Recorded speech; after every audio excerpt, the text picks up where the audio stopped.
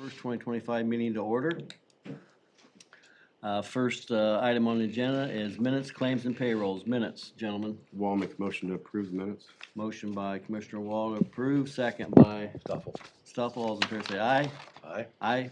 Opposed, same sign. No opposed. Motion's carried, thank you. Claims and payroll. What's your pleasure this morning? Bundle them.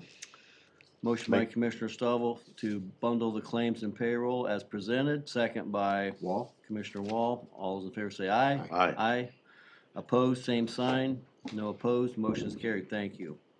Couple things here want to discuss that are not on the agenda. The county commissioners have put together a letter crafted basically by our legal department, Andy Boxberger, committing Huntington County to assist with their improvement on their sewer plant infrastructure project in Roanoke. In 2026, we're gonna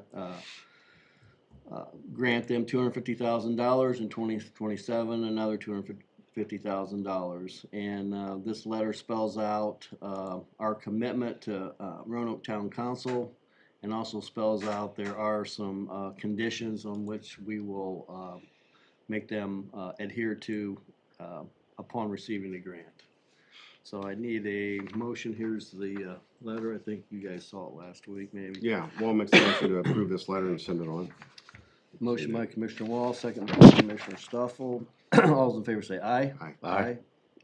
Opposed, same sign. No opposition. Motion's carried.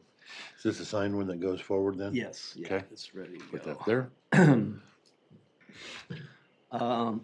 We are working on a new fuel delivery system out at the Huntington County Highway Department. And we purchase, once a year, we take bids on the fuel, the diesel and the unleaded.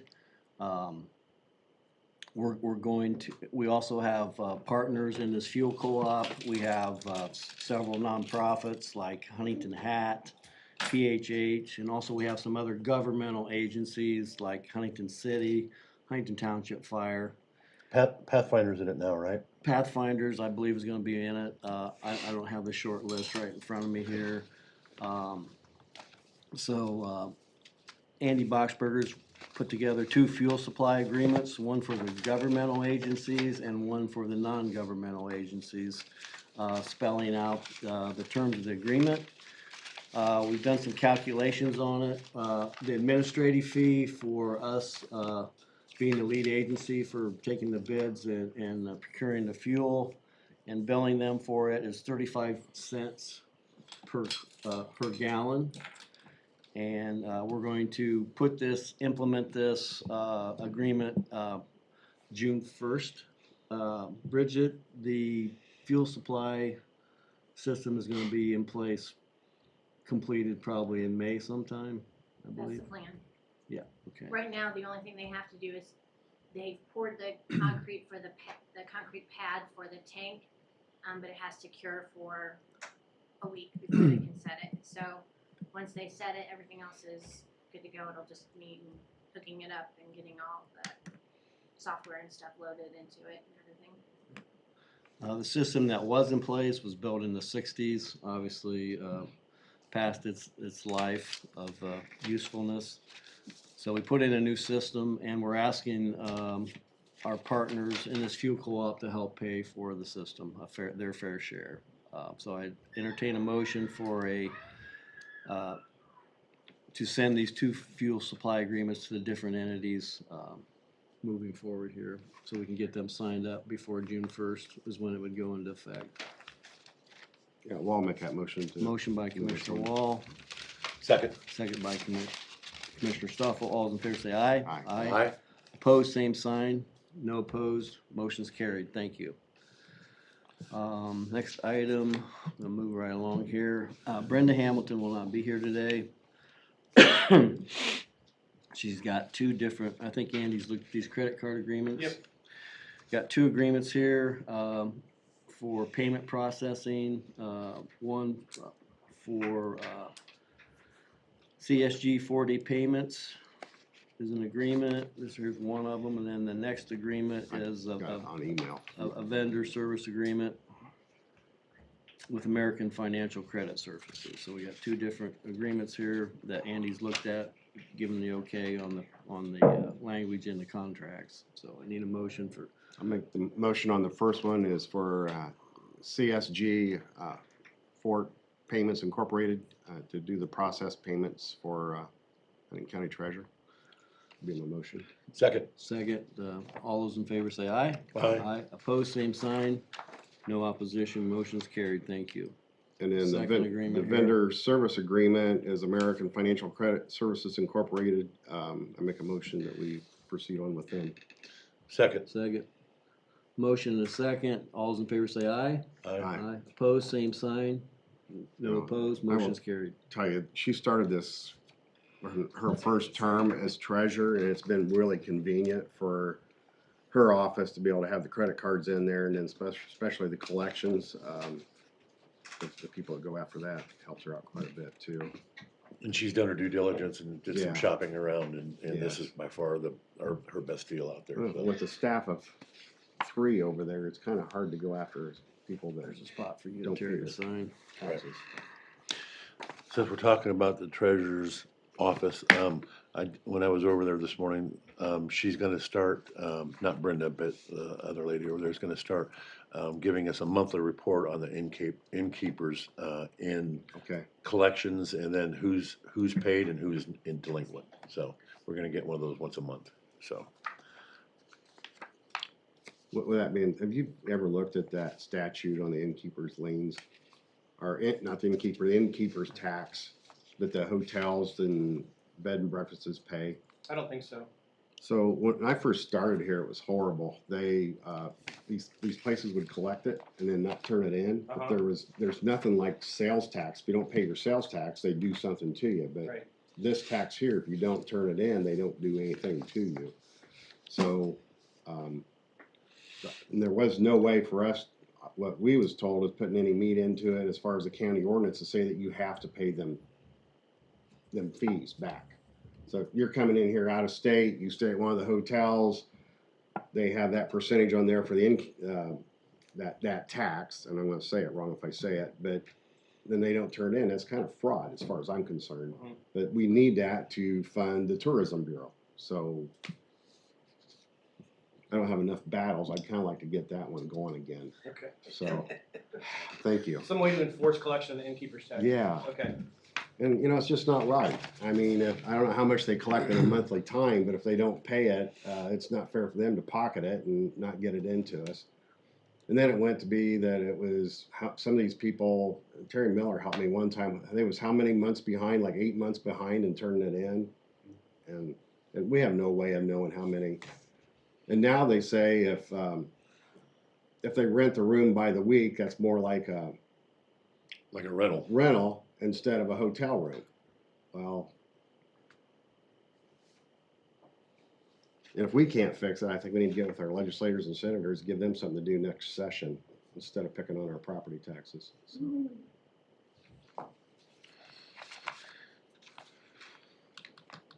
thank you, Andy. Sure. Gretchen, do you have anything for us? We're way ahead of schedule here. I had asked Gretchen, the museum director, Barb Rupley, seen me over the weekend. They're trying to get a mural on the east side of their big building. That's very expensive, like $25,000 or $28,000 to have America Cirillo that has done the murals around Huntington to put that on there, and they're going after a grant, and they need a letter of support. So Gretchen is gonna get a letter of support for us to sign to help them, that whoever they're going after the grant to get that accomplished. Good morning, Mark. I have a resolution from Matt Brinkman at Region 3A to approve the comprehensive economic development strategy that needs signed. Only one. Okay. I think we signed those already.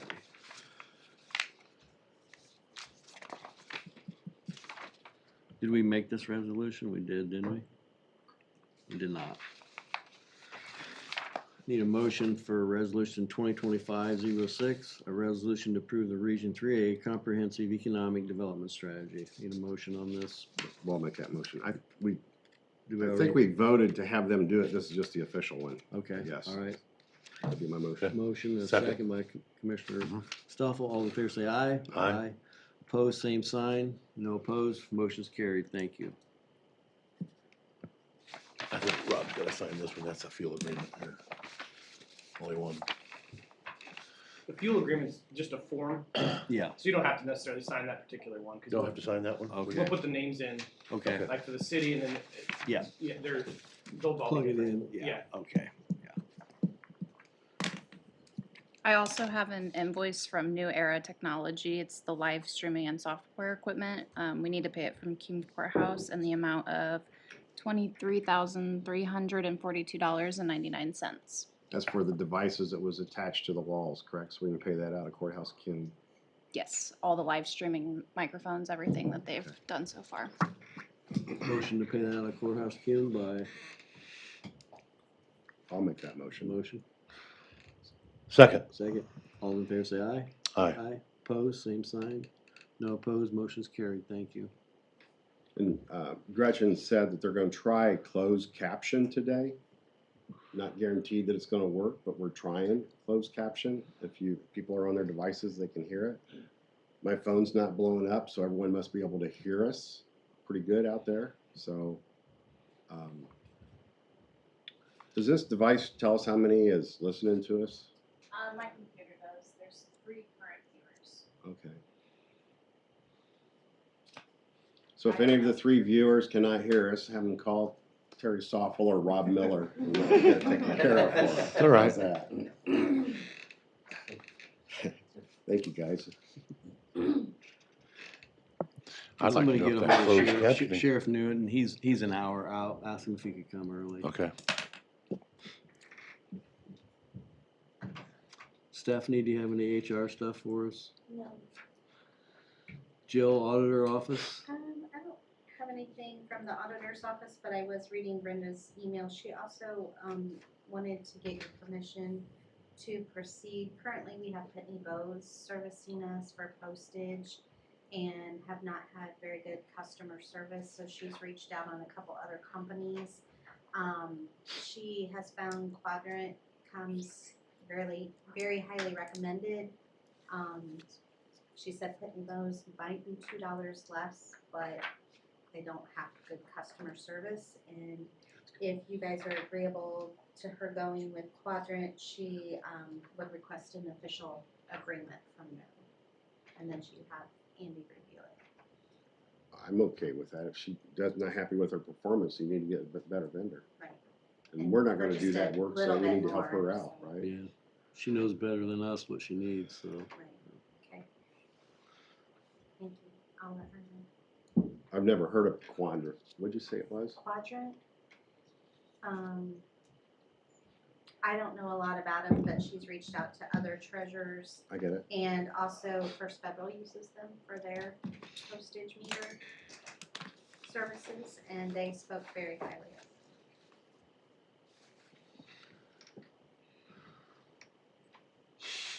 them. Bridget, Highway Department, you have, I just got report an on some stuff. update on the fuel tank. It will be set on Wednesday, so pretty excited about that. In older commissioner news, we have the Make My Move remote worker recruiting contract. This has been approved by Andy at this point now. This is back from first of the year, so Right. We are good to go if you want to sign that. okay. The community crossings, someone had sent me a map with the different color codes of what we're doing. I can't find it on this device. Could you resend it to me sometime? Thank you. We need a motion to sign that, Need a Chief? motion on the Make My Move remote worker recruiting contract. It's for $15,000. And there's incentives, to bring people into our community if they'll move in. There's a list here of some of the incentives for, people moving into our community. They have to stay here at an agreed amount of time if we help them with the move. It's, I know the city of Huntington used it, before, and, they're on board with it too. We looked at it last year and really been kind of waiting for the agreement to show up on our desk here, but it's for $15,000. But Wabash County has used it and they've Yeah. had success in the last 2 years, correct? Yes, Okay. yeah, so. Is the city gonna help us with this No, fee? they pay their own separate fee. They pay their own separate fee, Yeah, okay. right. And we'll pay this out of, line item what? Project 4 probably. Okay. Yeah, lit. I'll make a motion that we proceed on with this. It's a way to get, people into our community. Right. Motion by. Second. Second by Commissioner Stuffle. All those in favor say aye. Aye. Aye, opposed, same sign. Motion's carried. Thank you. This is pretty complex. We held them off for well over a year because we didn't have anyone to follow up with it. So since we have Eric Long now, someone to be our go-between to go after the people, and where Wabash County is going after is people work from home that work high-speed internet, people's making over $150,000, $200,000 a year. You know more about it than me, Mark? Well, what I know is I have a company that's considering moving some employees into town right now that will benefit and apply for that assistance. And we Okay. really appreciate it. Thank you. I'll get with Eric and make sure that gets done. But we wasn't gonna sign up till we knew we don't have time to get it done. That's why we was Well, waiting I for, can tell you that the original staff member, Ben Lado, used to work for us at Congressman Saunders' staff. I knew Ben. It's good. He's doing a good job. He's still working for him, yeah. So Mark, you have something for us this morning? I do. This is the 4th year in a row that Site Selection Magazine has recognized us as being among the top 20% of the economic development efforts nationally among small communities. There were 9 communities in Indiana recognized. 5 of those 9 are in Northeast Indiana. So we join a Awesome. great list again, and couldn't have done it without teamwork and your support, and have a plaque for you. Wanna give a Great. quick- Very It looks nice. like you've still got some spots on the wall, so we'll try our best to get those we all still filled got up for 3 you. other walls to go. Yeah, so, Thank you. Thank you, Let's grab a Mark. picture somewhere. okay. Yeah, let's just step out into the rotunda real quick. That's mine. Right here. Sorry. We can do it right here. Yeah.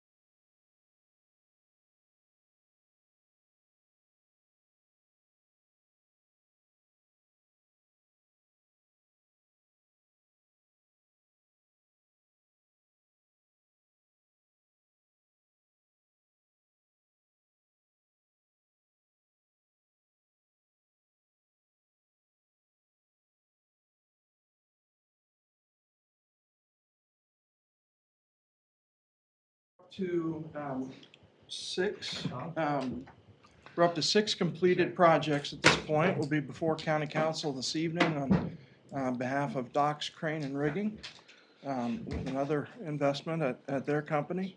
And one of the things that I think is important about the site selection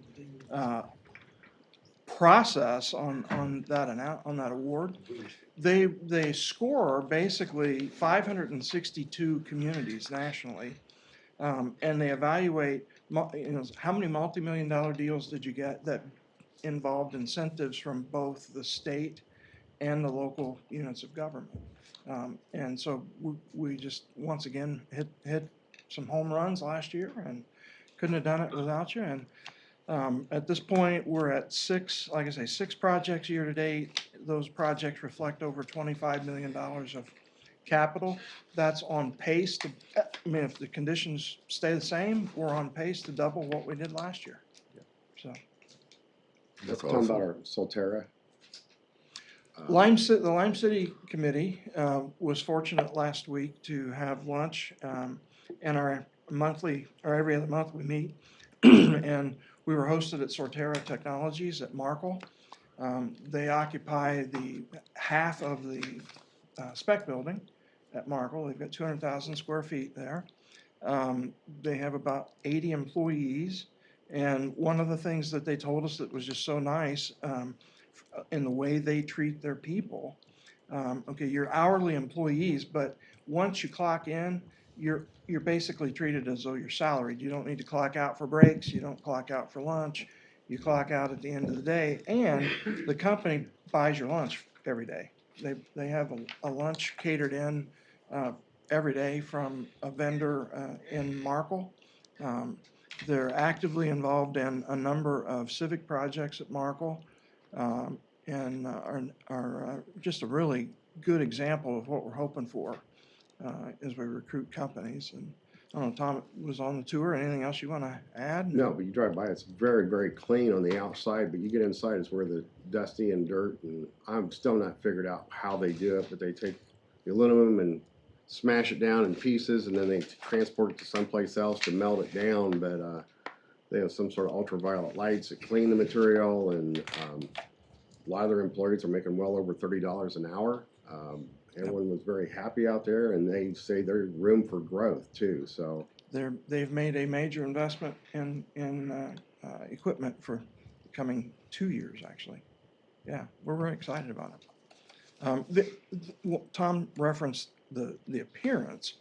It's one of those businesses that if you're not careful, the exterior outside storage can look weird. So the planning commission, in addition to supporting the town council at Markle, asked the company if they could keep everything under roof.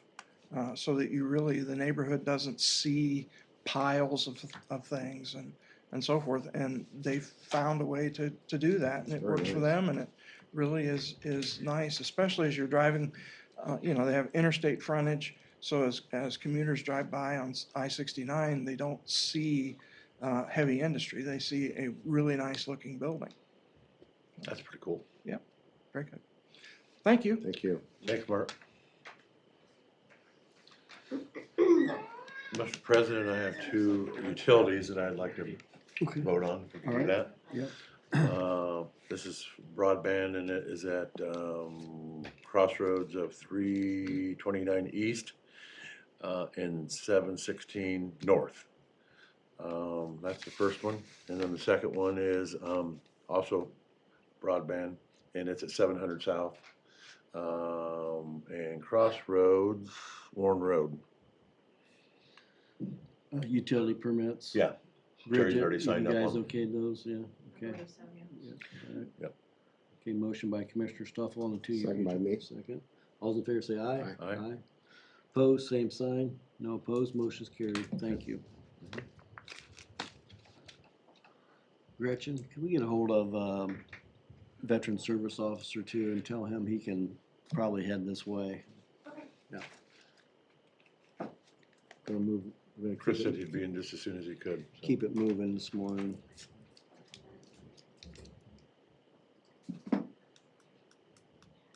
Councilman Miller, you have anything for us? Commissioners, as you know, very well know, the legislation has moved forward, and Kendall and I have been talking several times as this is unfolded. And, we think we've got a decent handle on where we need to go with our budgets and so forth.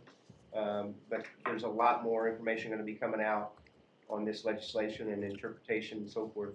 So we obviously will look forward to working with commissioners in making it work. Okay, so I just wanted to assure you that we were kind of on top of that new legislation. And also I have an upcoming meeting with Eric Long and Ryan Chasey on some housing opportunity. And there'll be more communication with you guys on that, and you know about part of it and so forth. But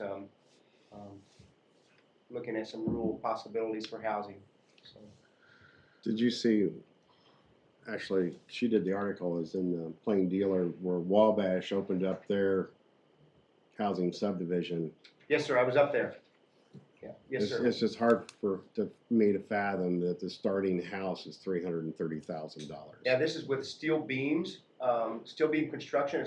It's a company that's been building houses for a while, but that now they've worked on this method of using steel beams.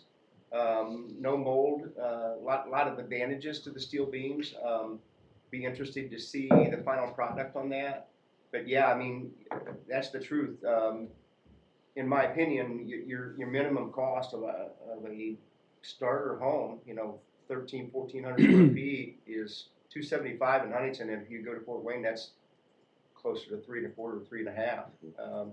And then when you see the interest rate still hovering around 7, maybe get a little south of that. That's a pretty healthy payment for a new home. So Do you know how many people have taken advantage of that down payment assistance that we come up with?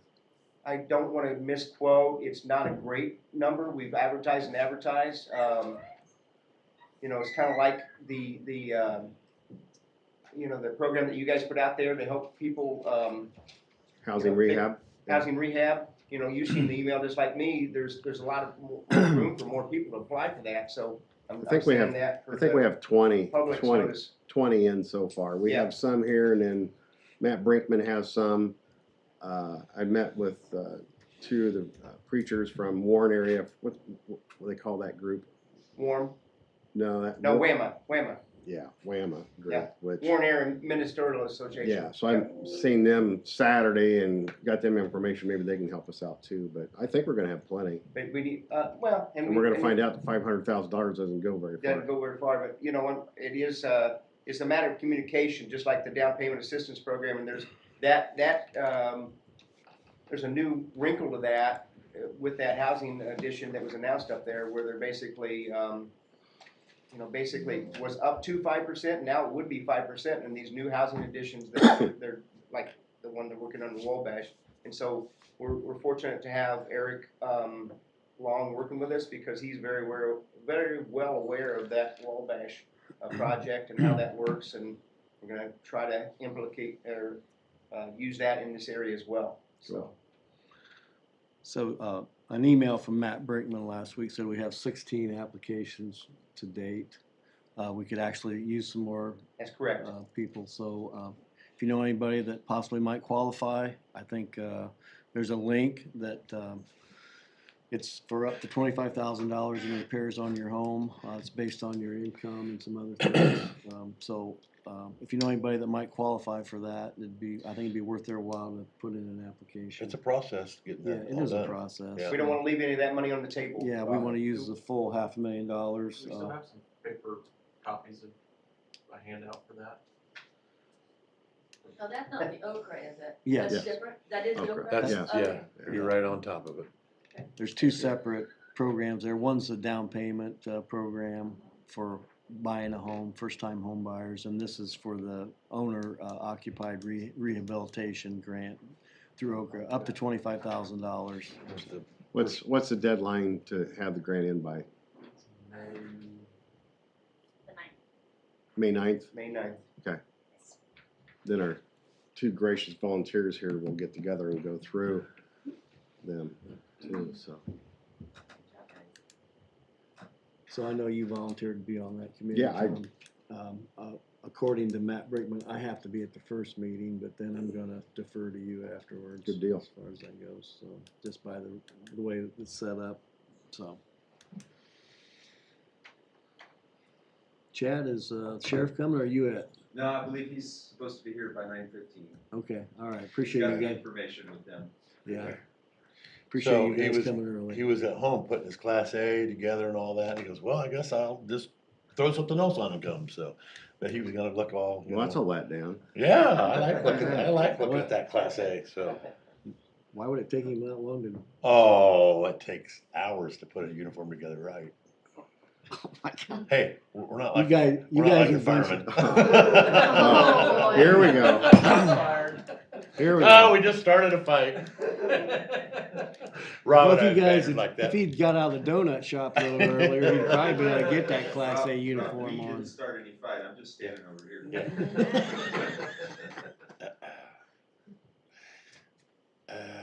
No, but he's gonna just defer that and then get in here, so he can get here Okay. as soon as he can. Yeah, Most of us come to work at 7 or 8 in the morning too, Yeah. you know, so, Yep. you I have a question for Bridget and Dave. What is the project going on at Taylor and Broadway? Taylor and Broadway, Yes. we're gonna pave that. Well, they're tearing up the road there by the 4-H. That's the city. Oh, okay, Once you cross the river, the old bridge right there, All right. it turns into the city. okay. But Taylor Street going on out of town, we're gonna pave that next couple of weeks. They tried to mail something today, boy, that's a gauntlet trying to get to that post office. Good luck. Tell ya. Oh, yeah. Jesus. When does the line striping start? Has it started yet? No, I know the new stuff, new paving is gonna, community crossings pavings from 2024 will start. I think they said Wednesday. They're hoping to start paving, milling and paving and different roads throughout the county, so then they'll follow up with striping on that, but as far as, Yeah, I just wanna make sure 1,000 South is still gonna get it. Is it still on the list? I don't know about, I don't know, we're still working on the grants and stuff, I think, for the striping, it's still in progress, I believe. Okay, but I know I talked to, who was the last guy in charge? Troy. Troy. Troy, yeah, and he acted like it was gonna happen. He said he was gonna put it on the list and, well, he did say that, and so I just wanna make sure that we're still gonna get done. We're working on that. Okay, thank you. How many miles of striping is that we're talking about? I can't hear. Outside of Warren, I think it might be a couple miles, isn't it? I mean, he wants to know the Highway miles of 3, striping. Warren. Yeah, 2 miles. about 2 miles. Let's look at the cost of it. I mean, we're still digging through stuff. I know so- you are, yeah. Did you get your roller gate put up? What? Did you get your roller gate put on that stop sign? I believe, she had signs or flags put on that, didn't put the word gate. We'll do flags for now, then we'll switch to word There's gate. a beacon on top of one of them, the one that does not have the road marker on top of it. There you go. The safest intersection in the county. Try. Rob, I had sent an email. Would you guys be okay setting a policy that if somebody wants to have an agreement or something considered at a meeting, they have it in at least a week in advance? That'd be good. Yeah, I think that's a good. We get a lot of stuff like on the Friday before, it's already signed by the vendor and say, hey, we Yeah. approve this on Monday, and I don't have a chance to look at it. I appreciate that. I appreciate Sure. you, appreciate you jumping on it. Yeah. A lot of times Andy gets a call on Sunday night and we tell him we need it Monday. Which, So he always takes the call and always gets it done, but that would be a lot easier on you and your staff if you had some heads up on it. So, it doesn't give us any time to respond to the vendor and go back and forth and Yeah. say, hey, can you change this? And then, I yeah. totally get it. Yeah, that would be fine. Okay. Board of Zoning Appeals needs another member. Is that our appointment or is that the council's? Yeah, that's true. It's Kitty Keffer, right? I think it's yours. So we need to advertise I for think it's yours. a BZA member. Where'd Gretchen go? I don't know.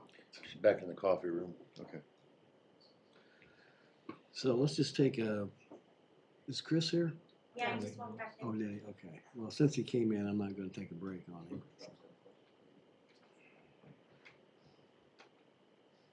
Could take a break on him, make him wait. Hey, Gretchen was talking, BZA needs a board member. Kitty Keffer resigned to be more with her grandkids and family, so we need to look it up and start applying, have people apply for that position. Sheriff Newton, Think it's great for me. I appreciate you coming early. I didn't mean to throw you a curveball, but My OODA loop's all thrown off. I know it. I So told her you were trying to get your uniform put together I and was. come in. It's half together now. That's all right. Will you push your microphone button on when you get over there too? Yeah, sure will.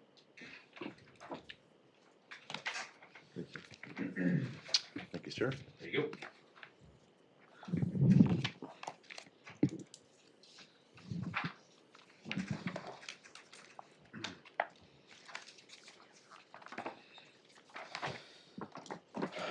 Well, once again, we had a very busy year. You know, I was supposed to come and see you guys, was a couple weeks ago, and we talked about the traffic accident and the stop signs and stuff down there, but I wanted to hold off on this meeting because there was some information coming from the SCC that was gonna dramatically change the amount of money that we bring into our office, and that's one of the big things I like to talk about when I come here to you guys and I talk to county council.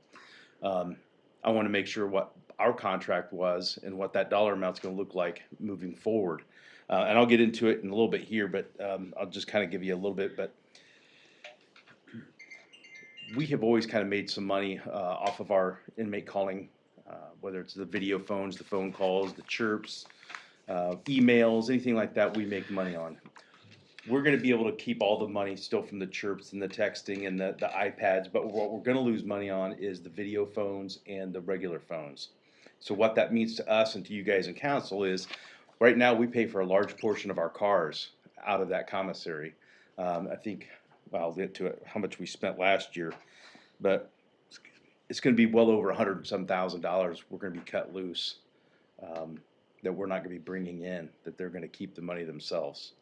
So, that's gonna dramatically change our budget and how we do things moving forward. Obviously, we're gonna continue doing our part and still purchase the cars and do things we can, but it's always been kind of a proud thing since we've been in office with Chad and I, is that we've been able to pay for the majority of our cars. The council only budgets one car, and that doesn't include upfitting it, all of it. So that's gonna change, but I wanna make sure, the good news is, for me, maybe not the next sheriff coming forward, is my contract's good till April of next year, so it's not gonna affect me too much. But moving forward into 2027, it definitely will make a difference for the next administration. So, some of the numbers here, we'll just start off with the big, our federal inmate housing has been very generous. $976,537.65 is what we brought into the county's general fund on holding them. Of course, you know that they pay us $75 a day, plus they pay us to have 2 armed guards anytime we take them to and from court, and if we do any video court, that's an extra cost that we charge to have a jail officer there. The rest of these things, I know you guys know a lot of them, so I won't go in here or I'll be here for an hour. The per diem rate is the next big number I want to throw to you, $561 or $561,590. That's from holding DOC inmates. In the past, we've always pushed to get these, once they're sentenced level 6, if we can push them out to the DOC, we've always tried to get them on a bus and get them out of here as quickly as possible. We quit doing that because we have the room to spare and the state's going to pay us. So that is the money that we were able to pull, just holding our local inmates a little bit longer till the DOC said, hey, we definitely want them, because there's still counties in Indiana who just don't have the room like we do. Did you receive everything you've billed the state to date? Oh, no. So what are they in arrears with the county? What did I tell you? It's about under 150,000. Yeah, and I think that number has grown since. I know that will fix itself, but even when we get our payments from the state, they're always like 4 months behind. Same when you were there. That's not changed. We bill, and they're so far behind. You almost have to have a full-time person just monitoring the money coming in, because unlike us, when we get a bill, we have to pay for it. The state just waits and waits and waits and waits and waits, and it's hard to keep track of that unless you're constantly having somebody check it, with those checks coming in and the balances. It's gonna get fixed because, as you know, the state ran out of money. They didn't budget enough for holding these inmates. They ran out of money, in February? So we've talked to the commissioner for the jails, the DOC. They're gonna get it fixed. They just asked for a little bit of patience and time, so we'll just continue to monitor it. Did your per diem move at all? Because I know it's still stuck there where it was. Right, so for years, it's been $37.50, and all the sheriffs complained when everything was going on with COVID and everything else, when the cost of stuff was going on, that number stayed stagnant. But in the meantime, our employment costs rose, our insurance rose, food costs, you name it, everything across the board, but our per diem rate never changed. So we complained often enough that they kind of gave us a little piecemeal. So we went from $37.50 to $42, which is not, it's not good. What would your cost be have you ever I think done every a jail, deep dive into that? we get asked that question a lot, and every single jail, when we try to put it as a whole, when we present it, everybody's costs are different. Right. Different operating costs, Yeah. different. Water bill, everything. It's so everything. different. Yeah, it's different no matter where you're at. I would say for us, 65 would be a good starting number. And I think the state, the last that they're gonna propose in this last bill was 60, What's the contracted rates for the federal? 75. 75. That's the I agree. realistic number. So And here's yes. even something more interesting, I forget what the number is, but if you look on the state's Department of Corrections website, it'll tell you that their per diem rate that they bill is like 65, 70 Sure. back to the state, but they only pay us 42 for doing the exact same thing. Right. So it's kind of ironic. What's your water bill usually run? Cause it's gonna go up 42% over the next couple of years. It's in PS list, so we don't know. Yeah, So- that's a hard number for us It's a to, split, you got that, is it, if I remember, like there's a high pressure bill and then there's a low pressure bill, and there's I'm two not, different I'm lines not coming familiar in with there. that, but like Chad said, that's all built in that PS lit, so we never really see it. Hmm. It's covered under our utilities, which covers Hmm. electrical, everything. I think it used to be like 8 or 9, back It's 8 gonna or be 9,000 tremendously higher. dollars a year, or a month, $8 or $9,000 a month for water. I can look it up. Yeah, it's crazy. I have a question on the inmate housing. Is that the $75 or is it in that 976,000? Does that include the inmate security and also the transportation? Is that all in that same It number? is. Okay. Is that correct? You put that number, we put everything in that one line, yeah. I'm okay with that. It'd be nice to know how, because I know the council's always asking how much we paying our employees and how much is the feds paying for them employees that's going back and forth there. So I is it think- like an extra $100,000, you think? Easy breakdown is take 36 inmates times 75 through Yeah, so it's 65. easy to do, It's okay. easy to figure out. We've been averaging right around that 34, 35, 36 inmates, and our jail population has been amazingly low. Last week we were at 123 inmates, and 36 of those were federal. Yeah. So that's these other programs. I mean, the way the last week has gone, and I'll tell you in a minute, but we've been doing really good on our inmates and the housing and everything. So And that shows that our other programs are working, that's correct. correct? That's what I believe. That's what we need to brag about too. Yep. I'm sorry you're not keeping them rooms full, but we didn't have that problem when we started building the bridge, or the No. building, did we? Yeah. If you look down at the bottom, I guess really what an interesting number is. Terry, when did you take office for sheriff? 10, or the beginning of 11, yeah. So if you look at that number, that's how much we were bringing into the county's general fund. And by holding those DOC inmates and holding the federal inmates, we grew that from 216,000 a year up to 1,188,000. And again, that money all goes back into the county's general fund, which is a significant number to me. That's great. Just want to fill you in on since I'm down at the bottom of this page is our last week we've been extremely busy. The last week we've had 4 drone call outs. We had one, there was a pursuit on, got a lot of pursuits. One coming out of, I gotta look at all these. There was one on I-69, guy going about 130, ran from a state trooper, two stolen cars out of Indianapolis. Don't know where they were headed. But they got him over to Markle, and the one guy got away. They got in the other guy's car, and they took off. We had one of our drones. We had an invasion of privacy. Guy was a domestic battery, took off on foot in Roanoke. They called our drone out, and the guy was hiding behind somebody's backyard, and they found him within 5 minutes, and able to get the guys right to it. That drone is just amazing, and we used it on some recent car thefts, and most recently last night, we had another pursuit last night. They came out of Wabash, stolen car out of St. Joseph County. Wabash got behind it. Our guys ended up stop sticking it just outside of Andrews. We got a first dog bite on that one, 2 people in it. One gave up as soon as he heard the commands of the dog. The other person continued to run down to the side ditch. Our guys released the dogs and took that person into custody. Nice. Yeah. I like it. Yeah, it did leave a mark. Yeah, it did leave a mark. So that person went to the hospital, is now residing in our jail. The last one, if you guys saw the news last night, and this is again one of those where the drones aren't just for looking for people that have ran, it's an officer safety issue. Yesterday they had a pursuit out of Fort Wayne. It was a homicide suspect that just shot and killed somebody in Fort Wayne. They ended up getting into a pursuit with it. It entered Whitley County. Our guys stationed at the county line. The officers stop-sticked it, eventually had to pit the vehicle. As they pitted the vehicle, the guy in the front seat opened fire on the officers. The officers returned fire. It went down into a ditch, but they couldn't see, and they didn't want anybody close. Our guys responded with the drone, and they were able to fly the drone right down to the driver's side window and see the handgun still sitting in the guy's hand.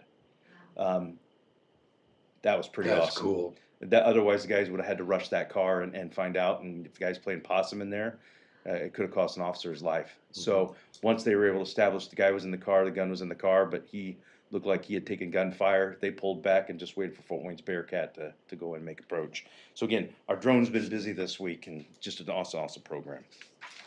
Our detectives, they've been busy, 235 cases between the two of them. There's really not a rise or fall in any of that. Chad, if you have any input on this, throw it out there. That's they've been pretty average here the last few years.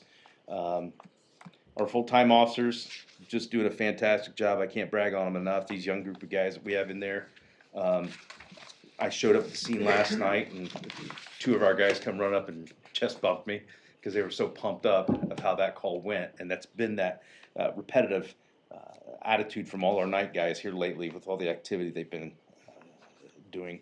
Our reserve program, as you guys know, we're really not filling those positions much anymore. It's just the times. People don't want to volunteer their times quite like they used to. We used to have hundreds of hours of volunteer times. We just don't anymore. I think we have like 5 or 6 core guys that have been there for 20, 30 years. Phil Zom recently retired. I know Rod Jackson's recently gonna be moving on, and unfortunately that program is just gonna go away. But the cost of outfitting them, training them, and having them stick around for 2 months once they realize what this job entails, it just isn't cost effective.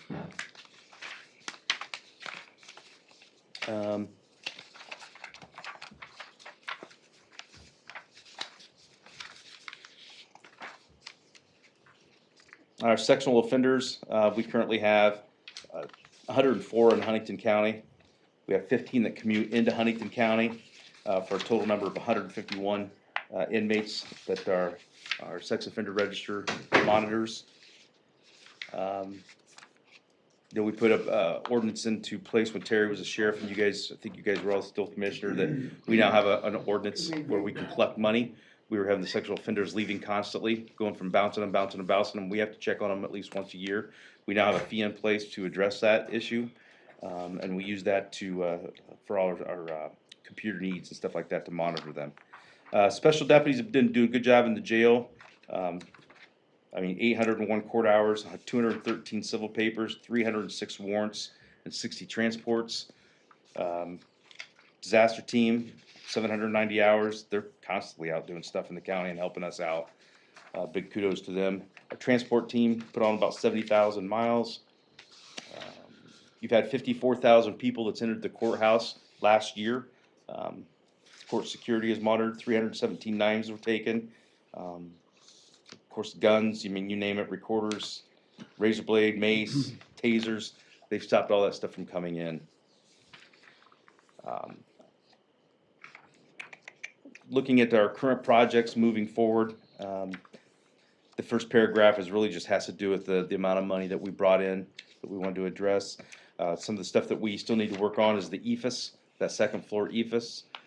I know Phil's working on getting the heating and cooling taken care of, but I think here in the next year or two, we're definitely gonna have to address that EFS before we start having leaks.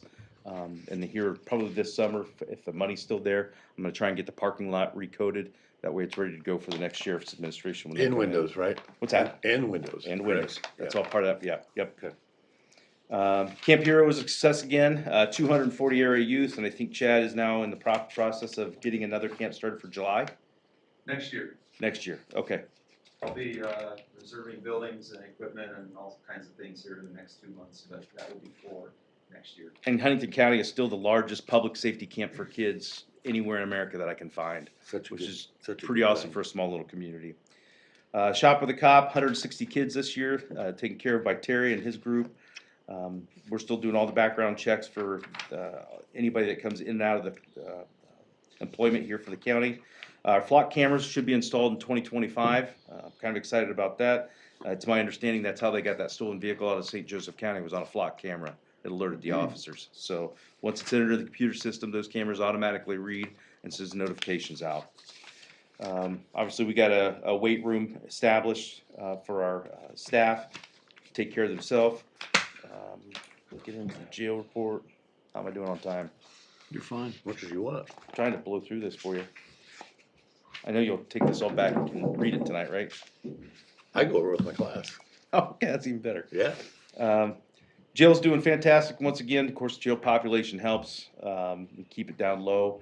We currently have 28 full-time confinement officers, 5 part-time, 3 full-time control operators upstairs, 2 full-time transport officers, and 1 part-time. And our transport officers, those guys are hammered. I mean, constantly going somewhere. There isn't a day that I don't hear them going multiple counties. Last year, we served almost 171,000 meals. Pretty awesome.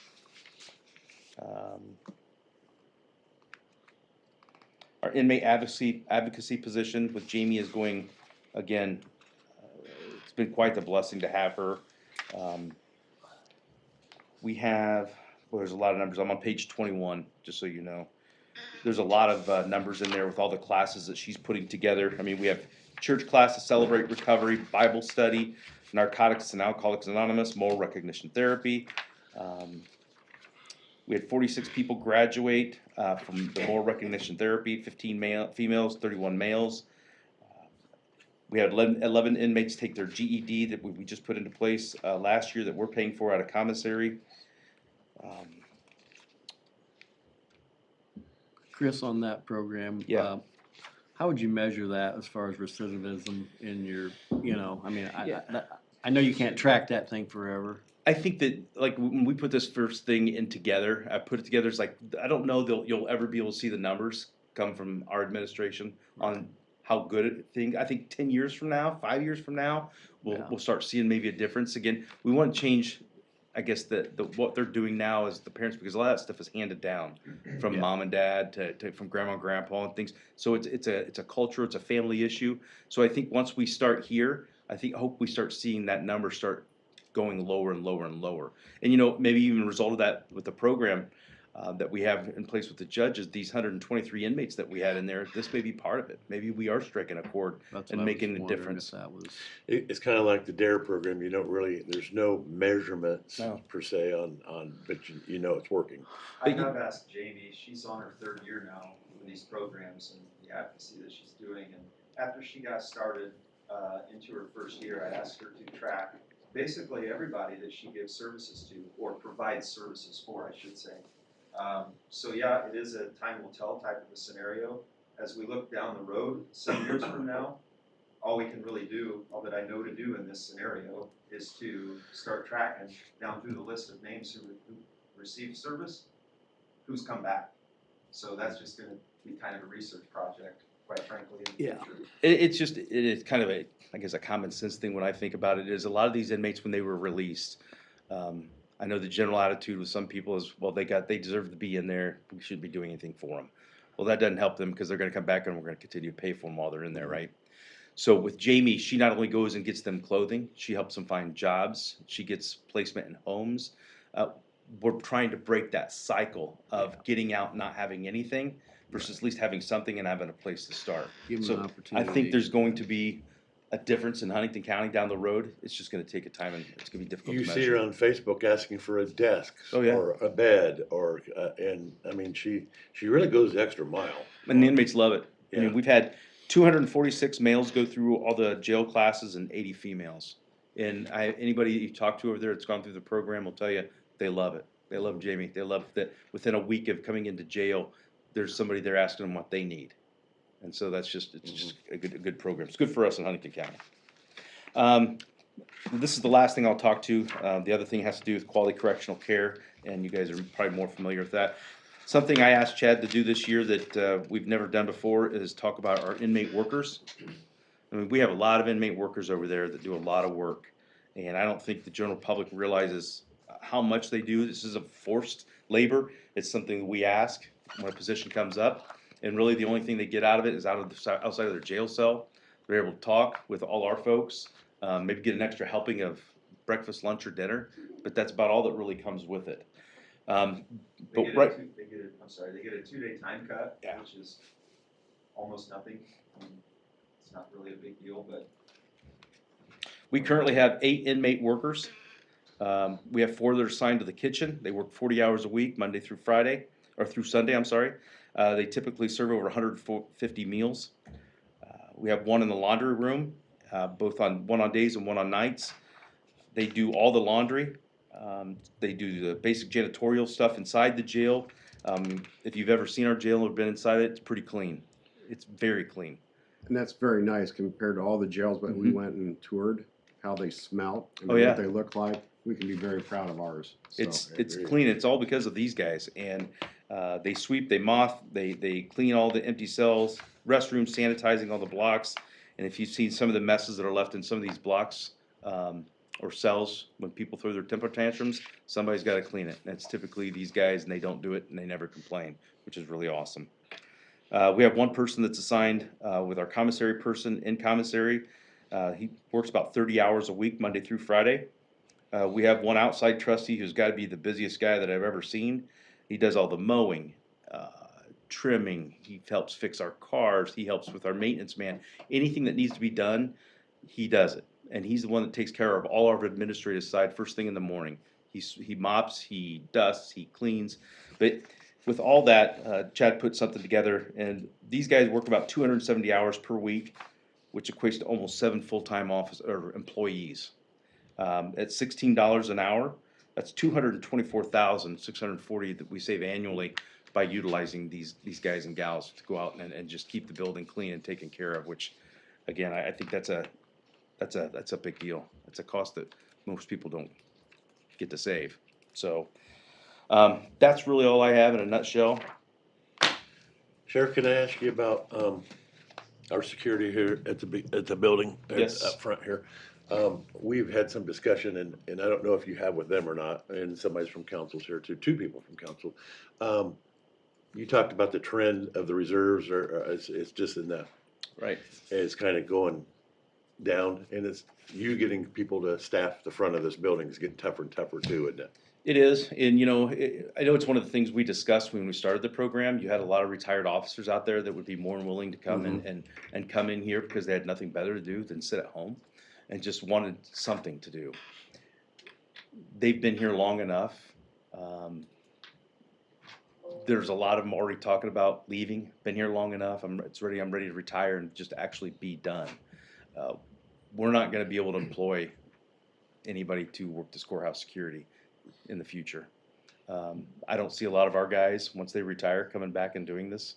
The only people that are really eligible is city guys. Our guys can't work it because it's considered overtime. Right. So they can't do it. I just think that we're really going to have to start thinking outside of the box, whether we want to pay for private security, or look at other counties, see what other options are available. But we're going to start losing the courthouse security. It's not because of they don't like what they do. They retired for a reason. They retired for a reason. Yeah. And after being here 5, It's gonna 6, 7, happen. 8, 10 years, We're gonna have to look at maybe they're now. ready to be done. can Or you- if the dollar amount changes, that's another driving factor. You may be able to get some of these town marshals and city guys that would want to come in and do it then. But again, a lot of these guys, if they're going to retire or if they're going to get a part-time job, they can do it and make twice as much money going somewhere else and than sitting at the courthouse and dealing with people. So I just think it's something between council and commissioners. It's a great program. I think it does a lot. We've seen it already work here recently. Something to start thinking about in the future. Well, how many knives, contraband, and other items? Yeah, like did they- 517 knives, And and you had one smuggled in it didn't a few come. weeks ago. Yeah, I'd like to speak to that. So we've had, like you said, we had the 1 security breach, and we've probably had more than one over the years. And we've had a recorder, Andy, in the circuit court, which is a breach of, protocol for court. So I think we need to put something in place where there's a penalty, whether it's a ban from that person that violates that security protocol, habitual offender, maybe 2 strikes and you're out. I don't know what the threshold would be, Andy, for somebody violating, that security protocol. Could you create an ordinance, Yeah, that's what I'm. a finable ordinance also? I think a finable, there has to be something that, there's a penalty. I understand you've had, what, 500 pocket knives over this last Mhm. year? That's right, they've been stopped at the door, the buzzer goes off, they said, oh, well, yeah, I got this pocket knife, I forgot about it, you know, that's a forgivable offense. Yep. But when somebody, deliberately knows they're carrying a recorder or a pocket knife into the facility, I think there should be, a penalty for that. I've had that conversation with the president of county council, and I think we all could agree that we should have 0 tolerance for that, you know. No, it's just not I mean, I think you said it, those that sneak things in, even know when they know the rules. It's what are they getting, what's the intent of that weapon once it comes in here? Is it to hide somewhere on the 3rd floor? So when people come in, an inmate can grab it? I mean, there's a lot of dangers that go along with that, which is why we put courthouse security into place, is to protect the employees and people from bringing things in. So I think that a dollar amount, in my opinion, you hit people in the pocketbook, it seems to wake them up a little bit more than just say you can't come to the courthouse anymore. But I don't know, just my thought. Something to, I think, discuss, up for discussion, and Andy, I don't know if anybody else I'll look into it. across the state has a similar policy, but I think we need to look into it, Mhm. so. Yeah, I think it's a great idea. I bet Allen County's got something like that up there. I was thinking the same thing. I don't know. Nice report, Chris. Yeah, thanks Chad. Chad prepared it for us, so thanks Chad. He's the one that crunched all the numbers. Very nice. Every time I go talk to civic groups, I remind them, every time they see a sheriff's vehicle drive by with our sticker on the side of it, and even the unmarked ones, they can thank a prisoner for helping buy that vehicle. And that's a big deal. You know, we sit here and giggle, but and I work with 91 other counties across the state. There's not sheriffs out there sharing their commissary money like what Chris has and where Terry started doing it too. And it's very, very beneficial to our bottom line for our jail and our employees. And Jamie is doing phenomenal. The opioid money to help get that started over there and combining our resources with the other towns in Huntington City has been phenomenal. The only thing I'd like to see you add to your report is the names of your deputies and years of service. Because I am very proud to say that you don't have the turnover in your department because they must have pretty good management. So thank you for what you do. We just have a good group of guys. But thank you. And I totally agree, but I think that needs to be in your report if you send that to county council so they can say, hey, look at these guys' names and how long they've been with us. I think you need to brag about that. Because good job. Good Thank you. job. If you guys need anything else, just let us know. Thank you. Thank you, gentlemen. Thanks for Chris. coming in early. What about resource officers? How's that working? Yo, gosh, I'm glad you said that. I had that there and I think I skipped right over. Our resource officers are doing awesome. I get phone calls at least once a week from a teacher saying an impact that one of our SROs had in one of the schools. Sorry, I just wanted you to bring that up. Yeah, because- the SRO program, and thanks to the commissioners, they were the ones that helped fund that and get the cars for us and stuff. And that's a huge. It's not that anybody didn't want to do it, right? I think everybody wants to see our policemen in schools interacting with our kids, but it's always the cost. And working with the schools, working with council and the commissioners, they have done awesome. They're awesome up there. It's fun to watch when you walk into schools, the interaction between all the kids and all these policemen. It just kind of warms your heart if you like kids. So I know the school corporation is very thrilled. Yeah. To have the number that we have, so.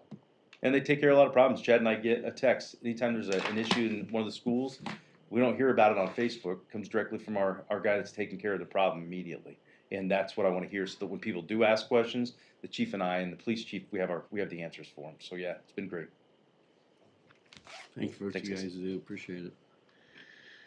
Tim Eckert, Veteran Service Officer. Thanks for coming in early, Tim, appreciate it. No problem. Got a lot to cover today, so. You do? I need a break. All right. Sorry to start. Sorry. I don't want to interrupt you halfway through, but I need a break. No, I don't blame you. Sorry. I was the one that was still talking after you got done talking. Have you been? Tough people. How are you?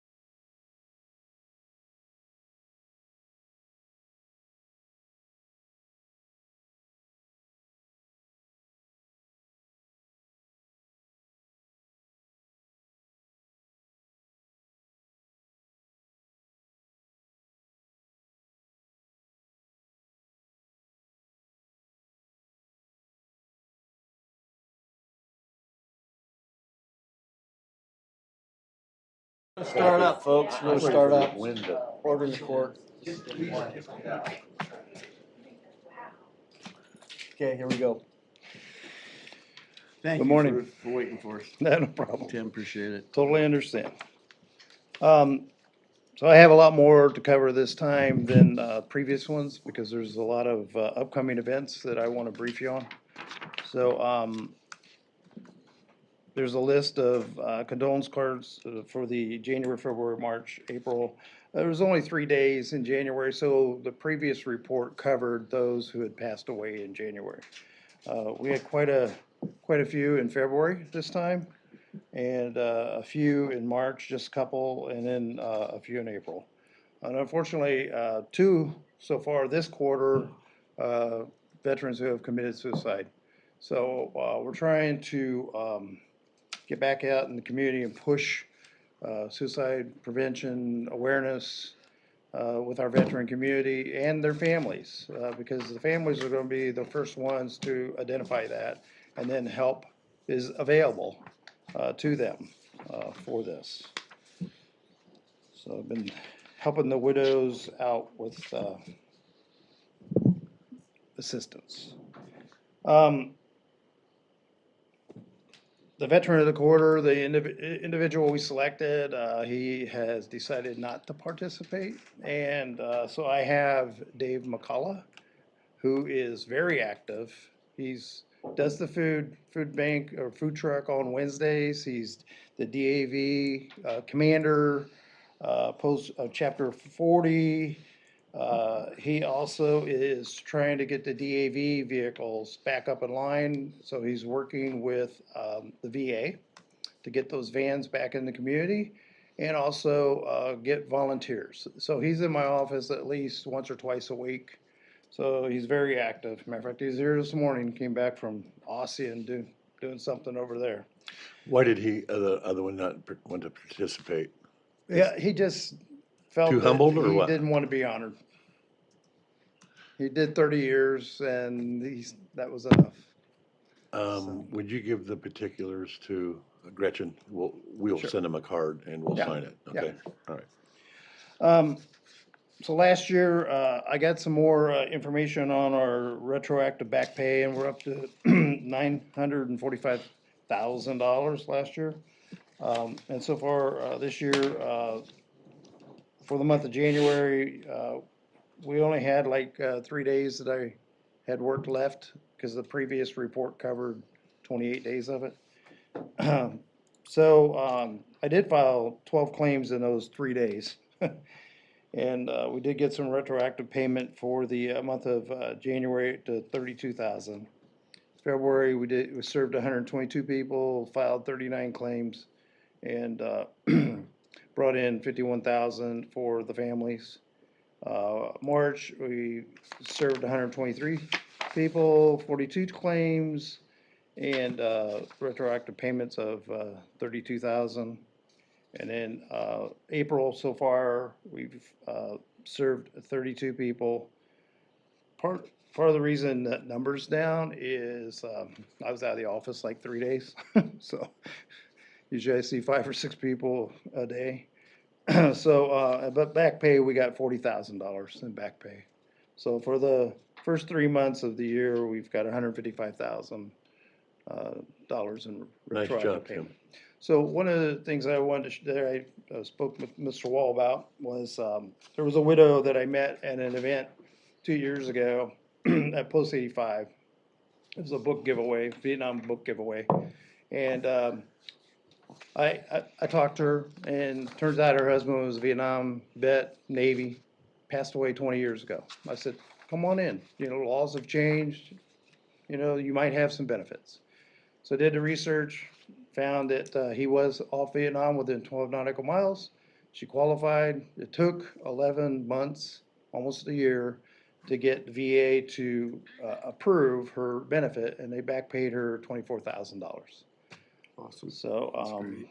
the family was very grateful. She was very grateful. She'll be able to stay where she's at, and she gets a monthly check of $1,450 a month, tax-free.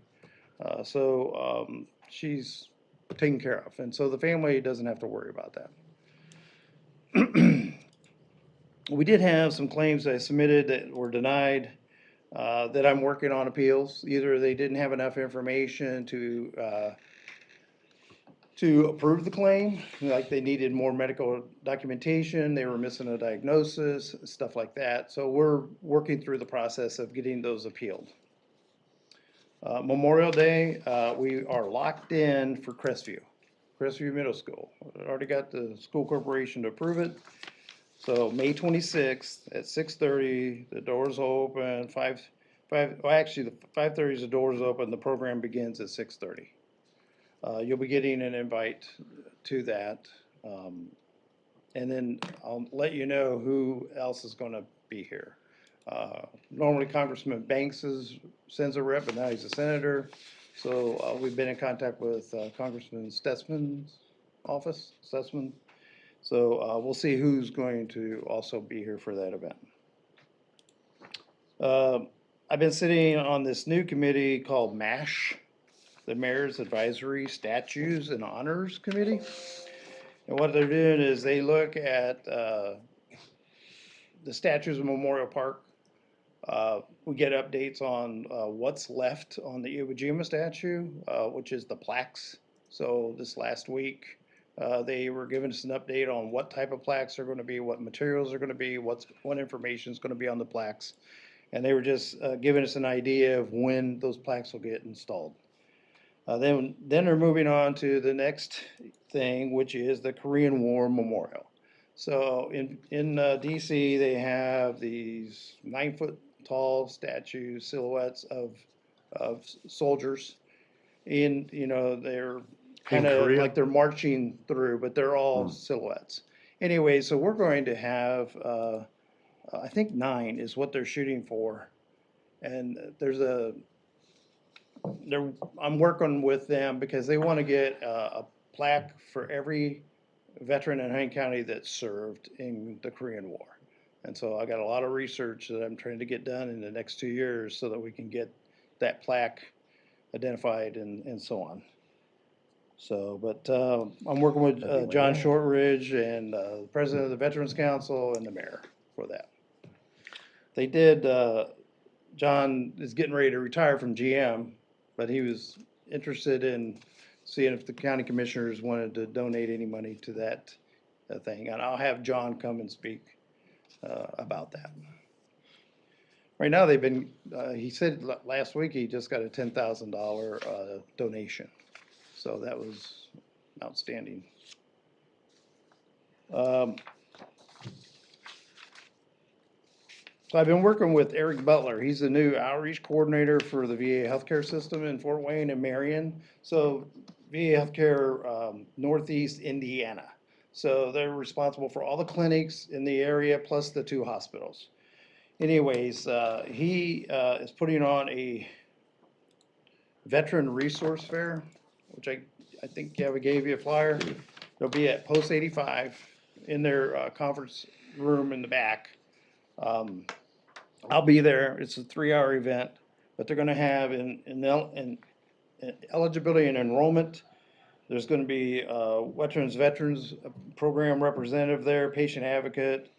Patient advocates help veterans if they have issues with their provider or prescriptions or anything related to their care. Honor Flight is going to be there. Social worker is going to be there, advanced care. Now, social worker is great because, especially if you have aid and attendance and it's in-home care, they can help you walk through the process of how do you get VA to come in and help you. Suicide prevention again, and then My Healthy EVET, which is an online program, kind of like the Parkview healthcare program that you can go online.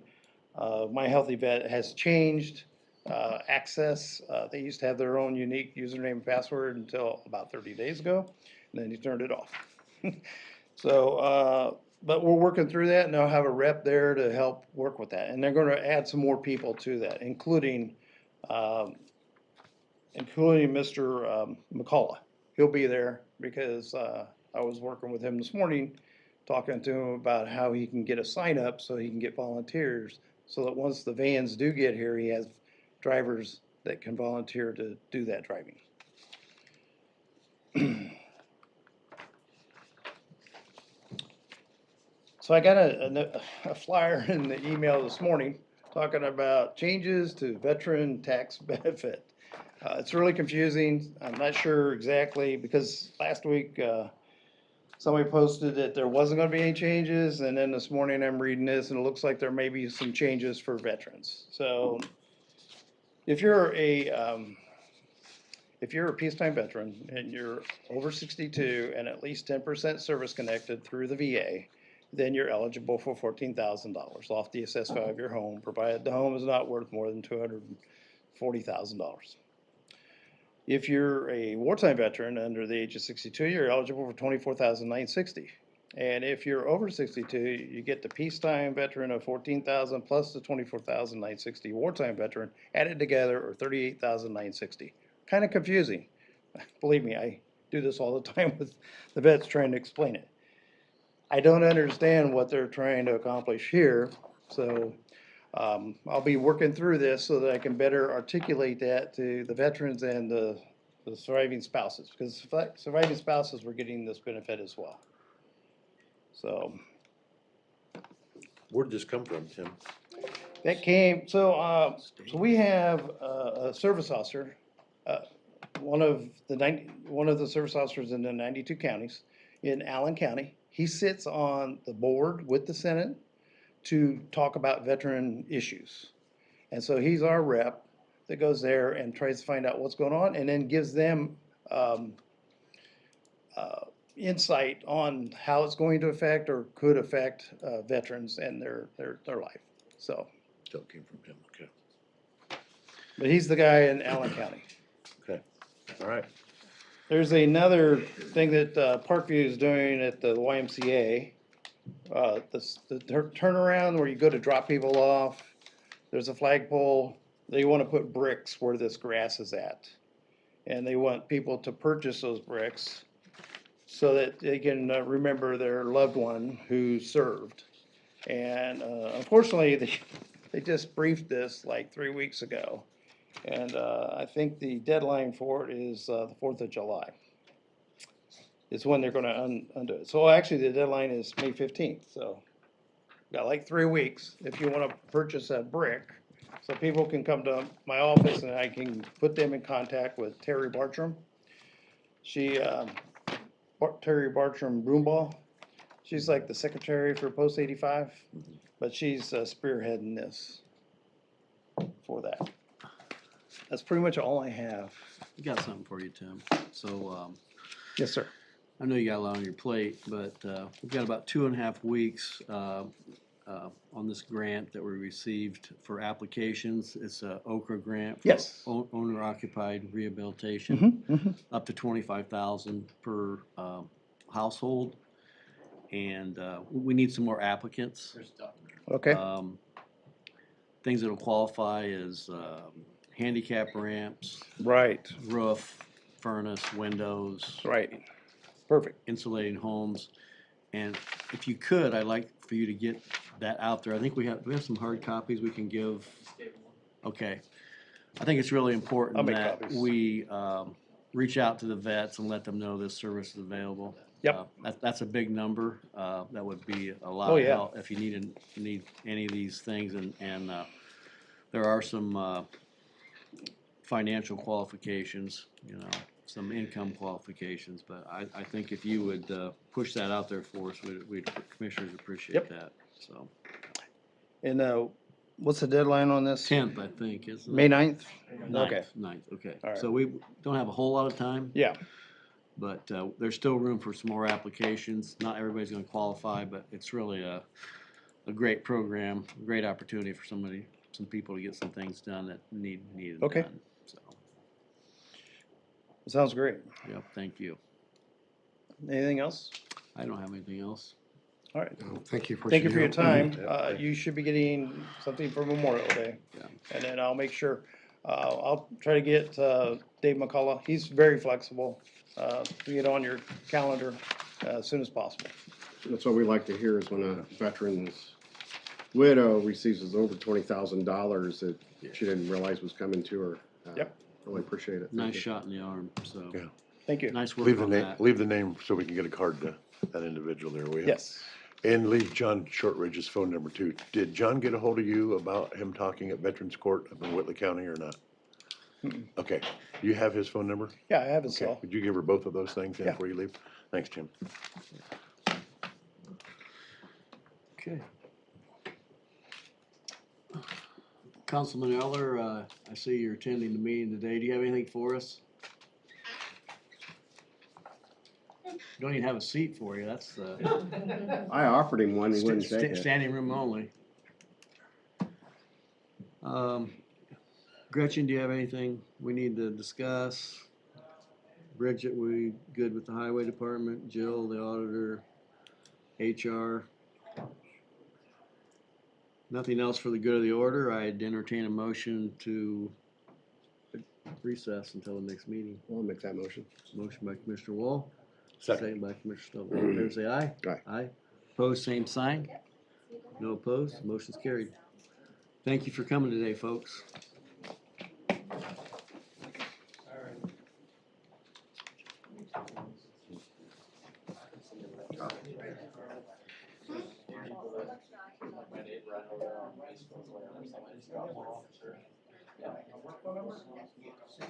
Thanks.